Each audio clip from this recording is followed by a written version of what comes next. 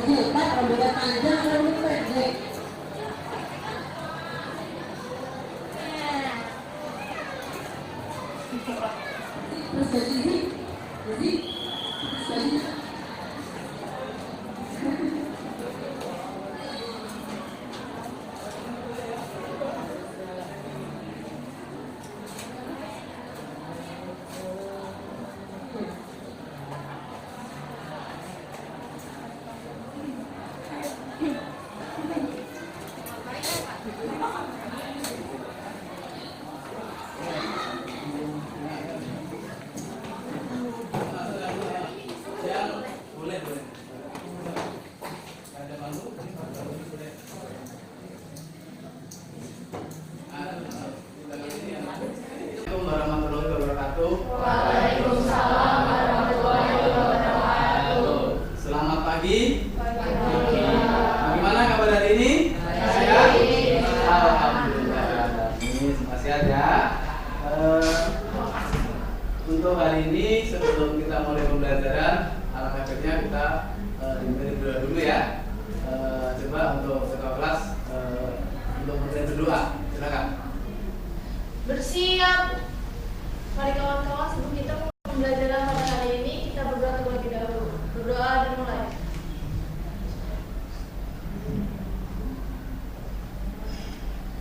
Berdoa selesai. Memberi salam.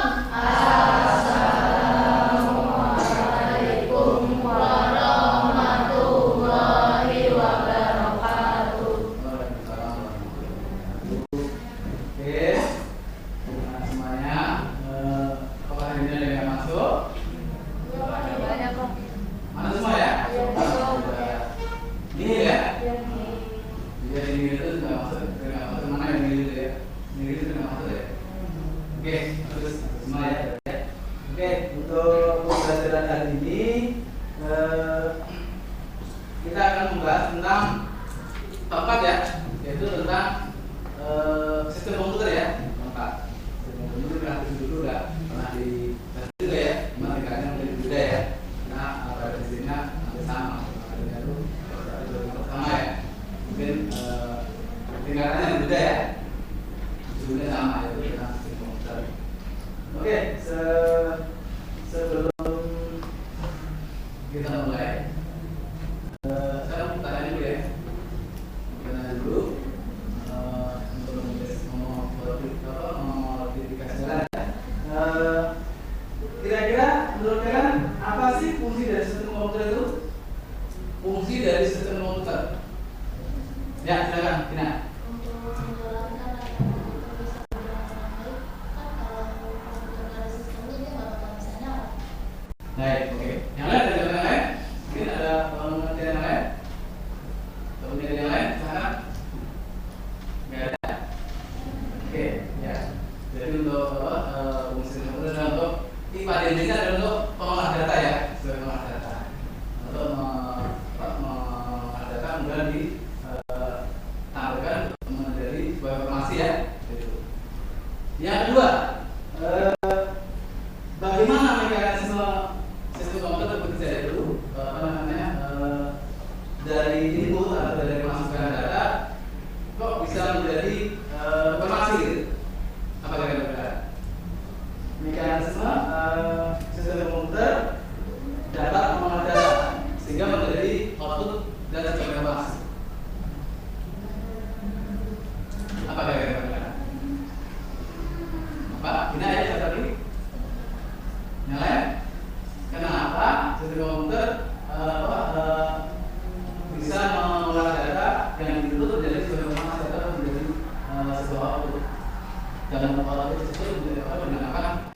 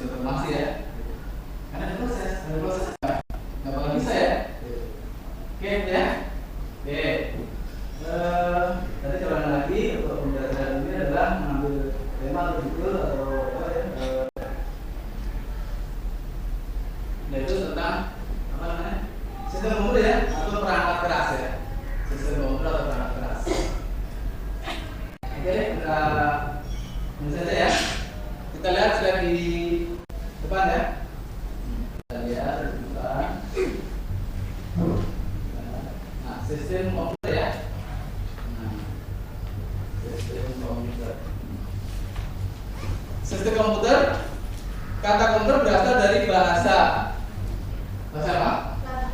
Bahasa Latin yang artinya menghitung. Dari bahasa Inggris dari kata to compute ya, yang artinya menghitung ya. Kemudian dalam bahasa Indonesia menjadi ya, kemudian definisi dari kata komputer ya. Kita itu dulu sebelum kita tahu bicara tentang komputer ya. Oke.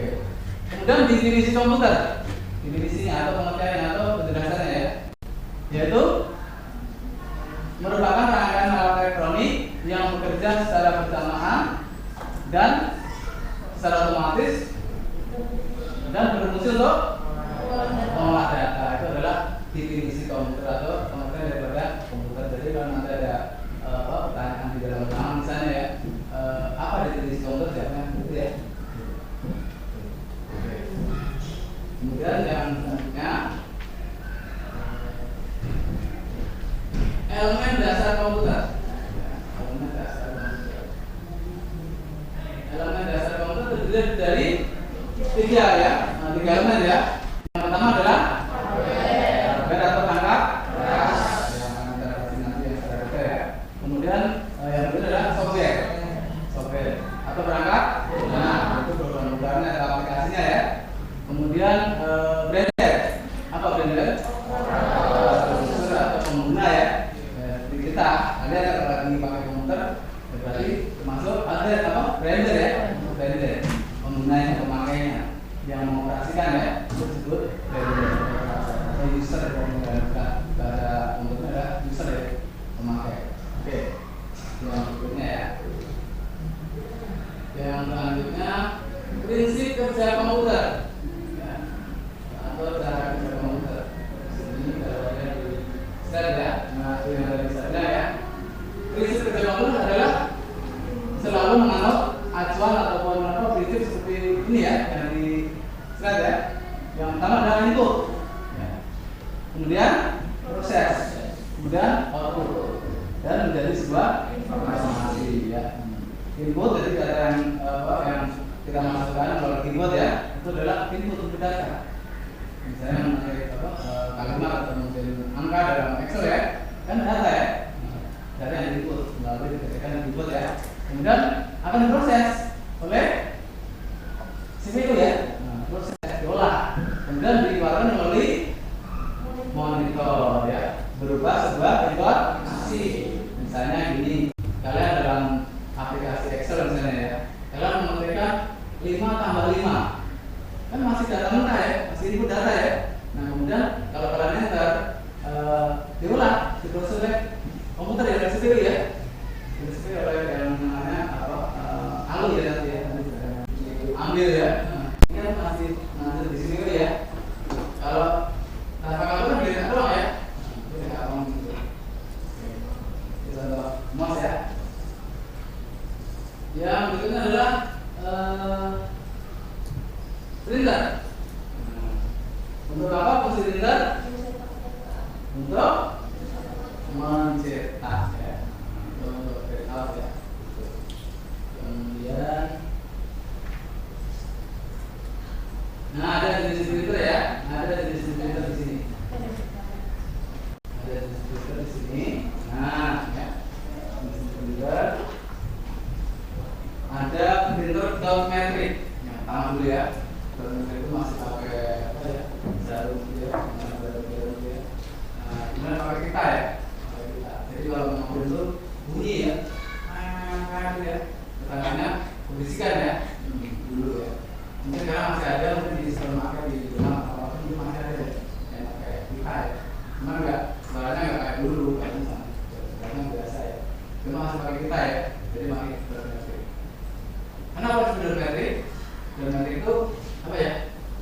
Hurufnya atau tulisannya itu berupa titik-titik ya, titik-titik yang dikumpulkan itu membentuk huruf ya, itu titik ya, betul titik ya. Kemudian yang berikutnya ada tipenya inkjet, tinta ya, pakai tinta, dengan mesinnya disemprotkan ya. Yang berikutnya ada laser jet ya, laser itu cara kerjanya sudah seperti fotokopi. Jadi dia dia pakai bukan tinta lagi ya, pakai serbuk atau apa maksudnya ya, serbuk. Jadi dia apa ya, panas ya, jadi begitu keluar langsung kering. Nah, saya sisakan ya, baik itu teks biasa atau gambar apa ya, udah langsung kering karena itu kopi ya, udah panas. Beda dengan ink ya, pakai tinta ya. Kalau tinta itu kalau baru keluar dari apa mesin printer masih agak basah ya, agak basah, benar banget. Ada beberapa detik baru kering ya. Kalau baru keluar, selalu kamu colek ya, nanti rusak tulisannya. Bisa apa ya? Di situ masih kena kopi ya. Oke, lanjut ya. Nah, berikutnya ada LCD proyektor. Nah, itu ya, proyektor ya. Itu apa fungsinya? Untuk menampilkan data sebagai proyektor ya. Kayak monitor aja ya. Teman-teman yang bukan jadi serahkan ke ini ya, ke sini ya. Itu teman-temannya. Banyak orang lihat di itu langsung ya, LCD ya. Oke. Itu ya. Yang lain juga ada namanya apa nih? Modem. Itu juga perlengkapan juga ya. Termasuk ada juga ya. Sampai di sini yang kita bahas tadi, kemudian ada pertanyaan silahkan. Oke, pertanyaan silahkan. Pertanyaan? Ini dari tanya. Ya, silakan di apa nih? Saya pernah baca di buku Pak. Terus saya mau tahu apa maksud dari RAM atau ROM. Oke. Coba ya, ada teman-teman satu yang bertanya, jawabannya untuk kita semua ya, untuk semuanya. Apa yang dimaksud dengan RAM dan ROM ya? Nah, tentunya di dalam komputer dan simbol ya, ada komponen yang namanya RAM dan ROM ya. RAM dan ROM. Kalau RAM itu adalah memori ya, memori ya, memori. Nah, sebentar ya, saya bukakan memorinya ada ya. Oke. Dalam CPU maksud tadi dikatakan masih banyak komponen dalam CPU ya. Contohnya ada motherboard, ada prosesor, ada RAM, ada ROM, ada power supply, video card, dan card, soundcard dan sebagainya ya. Ini sudah juga ya. Nah, sekarang penjelasan tentang RAM. Apa sih RAM itu ya? Apa sih RAM itu? RAM itu adalah singkatannya dari random access memory ya, yaitu memori yang menyimpan sifatnya hanya sementara ya, sifatnya hanya sementara. Jadi yang dimaksud sementara gimana? Sebatas komputer nyala ya, nanti kalau dimatikan tidak hilang yang data di dalam RAM itu ya. Jadi memori RAM itu adalah menyimpan data yang sifatnya hanya sementara. Kemudian berbeda dengan ROM. Kalau ROM, read only memory, read baca, only hanya. Jadi memori yang hanya bisa dibaca ya, tidak bisa ditulis ya, dibaca. Nah, jadi artinya berbedanya. Kalau tadi RAM menyimpan datanya sifatnya sementara, tapi kalau ROM adalah menyimpan data sifatnya permanen atau tetap ya. Kalau dimatikan, kalau matikan tiba-tiba data tetap utuh ya, nggak berubah ya. Tadi RAM kan kalau apa memperlihatkan hilang ya, karena RAM itu apa dibuat sejak komputer atau CPU itu dibuat, itu artinya apa ya? Misalnya ini kalian punya ya komputer ya atau laptop atau HP, kalau bernyalakan biasanya muncul logonya enggak? Muncul ya, misalnya logonya mereka kamu apa? Nah, Vivo ya, atau logonya ya, Samsung ya. Nah, atau mungkin di komputer ini ada apa namanya, ada HP, ada apa namanya, ada Lenovo ya, dan sebagainya. Nah, itu ada logonya ya. Itu apa artinya? Yang buat pabriknya ya. Itu kamu bisa merubah nggak logo itu? Nggak bisa ya, karena tadi dibilang hanya read only ya, hanya bisa dibaca. Coba kalau misalnya kita ganti ya, kita ganti foto kita atau gambar apa ya, kan gitu ya. Logonya diganti logo kita atau yang lain atau gambar beneran sayang kita ya. Karena nggak bisa. Itu yang dimaksud dengan ROM ya, beli ya, atau semuanya ya. Ada lagi yang lain ya? Gina. Ini masih cukup berkaitan sih yang mau bertanya. Jadi kan kalau orang sama orang itu kan dalam komputer. Nah, kalau saya tuh ada yang bisa menyimpan data dari luar komputer, yang bisa dipindah-pindah di komputer. Nah itu tuh kayak disebutnya hard disk. Nah hard disk itu tuh apa Pak? Oh iya. Oke, hadis ya. Hadis. Kalian tentunya pernah mendengar atau pernah hampir belajar tentang penyimpanan data ya? Kan macam-macam dengan data ya. Salah satunya ada hadis ya.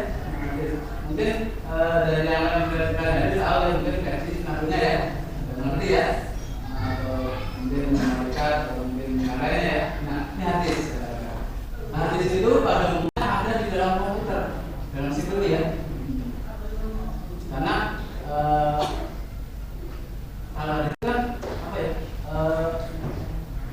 kapasitasnya tinggi ya, sehingga bisa untuk menyimpan banyak data seperti semua program aplikasi yang di komputer Anda ya, kalian di rumah atau di ini ya, itu disimpan dalam hadis itu. Mau aplikasi termasuk apa ya, operasi sana ya, termasuk videonya mungkin buat mungkin video apa, masuk semua. Termasuk kalau kamu menyimpan gambar atau video ya di dalam hadis. Videonya ya, semua program itu simpan dalam hadis. Kalau ada hadis ya, gimana ya? Tapi sekarang juga ada hadis yang eksternal. Kalau dulu kan hanya di dalam situs ya. Sekarang ada hadis yang eksternal, jadi di luar. Seperti hanya hadis semua ada kalau begitu bentuknya dan kapasitasnya lebih tinggi ya. Buat hadis ya. Mungkin di sini ada gambar juga. Oh ya, ada contohnya. Hadis ya. Dengarnya ya, dari ukuran yang rendah dan sekarang yang tinggi ya. Ada lagi tanya? Ya, si Asep. Prosesor itu apa? Prosesor, oke. Prosesor itu kaitannya dengan tipe komputer ya. Nah, biasanya kalau orang di komputer kan ditanya speknya ya, spek atau tipenya dulu ya. Misalnya di laptop, di komputer ya. Tipenya apa? Kayak disebut tadi di mana ya? Tadi ada Pentium, ada Core 2, ada Dual Core, ada apa? Core i3, Core i7 ya. Itu kalau di komputer ada itu di komputer itu. Sini juga ada. Slide-nya, nah ini ada, ini prosesor ya. Jadi fungsinya adalah sebagai pusat pengolahan data di situ. Yang otaknya komputer ya prosesor itu ya. Makanya disebut tipe komputer ya tipe prosesor itu. Terang langsung tipe komputer tapi sebenarnya prosesnya itu. Jadi maksud ya. Yang tadi sebut ya. Ada Pentium, ada Core 2, ada Dual Core, ada sekarang udah i ya, Core i ya. Core i3, Core i5, Core i7, Core i9 atau Excel ya. Itu adalah prosesor. Sama dengan cara dengan tipe komputer. Jelas ya? Oke. Gambarnya ada juga ya. Intel ya, ada yang Intel nantinya ya. Ada Intel ya. Ada AMD ya, ada Intel macam-macam. Tapi yang terkenal Intel ya. Intel Core i3, Intel Core i7 dan seterusnya ya. Ya, ada lagi sebelum nanti ada berikutnya, ada berikutnya. Ayo silakan sudah. Saya penasaran. Jadi power supply itu apa? Apa? Power supply. Power supply, oke. Oh iya, power supply. Tadi udah kita singgung juga ya tentang power supply ya. Power supply itu kalau bila di CPU kita sini ya, di belakang itu ada kipas ya. Ada kipas ya. Kalau kalian nyalakan powernya, tapi di belakang itu ada kipas yang muter ya. Itu power supply. Di dalam situ ada power supply ya.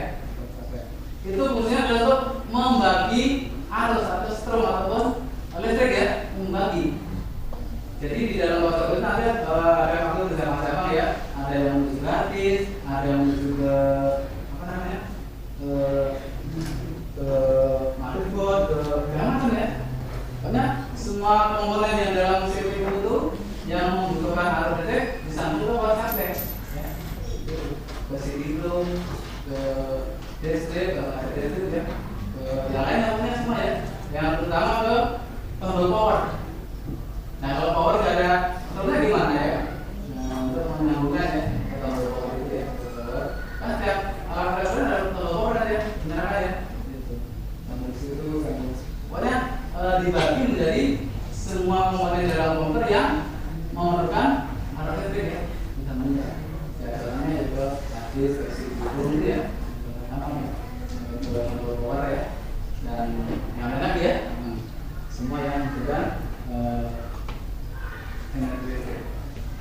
ya, itu power standar. Jelas? Ya, ini sesi tanya dulu nih. Kata yang saya sampaikan tadi. Kalau belum jelas, tolong jelas ya, masih senang belum jelas ya, belum paham. Silakan mau boleh misalnya. Ya, tadi mulai Pak. Apa yang dimaksud dalam motherboard? Motherboard. Oh iya, oke. Motherboard. Papan PCB ya, yang isinya adalah semua komponen. Jadi komputer CPU itu kalau mau buka ya, ada satu papan gede besar ya, segitu ya. Isinya adalah ya termasuk apa tadi? Prosesor ya, di situ, RAM di situ, dan semua yang apa namanya komponen di situ semua. Yang menempelnya di solder ya, solder. Jadi PCB, nah, semua nempel di. Jadi semua komponen jadi satu rangkaian, jadi satu komputer ya, satu rangkaian itu disebut motherboard. Semua nempel di sana. Yang nggak nempel yang tersana dia seperti video, seperti apa namanya, power itu terpisah ya. Ya seperti tadi power tadi sebenarnya termasuk ke motherboard itu ya. Jadi semua komponen itu masuk ke dalam motherboard juga. Apa? Komponen dari semua komponen itu ya, itu motherboard. Mother apa sih? Ibu, induk ya. Jadi induknya pusatnya semua. Yang itu komponen yang motherboard ya. Karena apa? Prosesor pun nempel di situ ya. Jadi kumpulan semua komponen itu. Nempel di situ. Kadang-kadang ada CPU yang manfaat ya. Nah ini kebetulan ada nih, cuma di sini ya. Kebetulan dia di samping di bawah kelihatan ya. Ini transparan. Nanti kalau saya menjelaskan bisa lihat ya, itu motherboard ya. Jadi papan PCB yang isinya komponen-komponen ya, itu motherboard. Motherboard induk ya, board induk, papan induk ya, dan semua yang ada di sini. Banyak nih.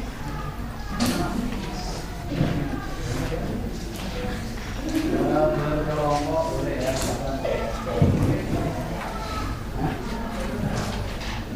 Ya.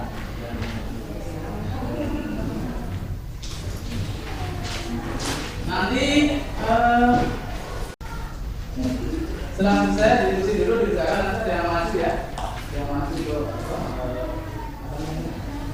programnya ya. Dan besok bisa untuk sebagai PR ya, bisa nanti dibuat slide pakai PPT, kemudian nanti bisa dipresentasikan ya. Oke.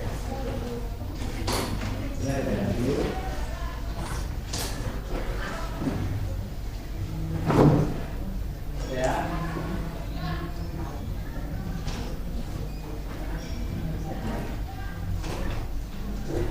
Baik anak-anak, untuk itu untuk tugasnya bisa dilanjut ya, di rumah sebagai merah ya. Karena sudah habis. Maka untuk pembelajaran hari ini kita akhiri sekian ya. Dulu bermanfaat ya. Dan untuk materi berikutnya untuk pendidikan untuk kita berkomunikasi ya. Materi kita bahas berikutnya adalah tentang jargon. Apa jargon? Jaringan komputer ya, yaitu bab 5 ya. Oke, terima kasih atas perhatiannya. Terima maaf. Pembelajaran ini saya akhiri ya. Assalamualaikum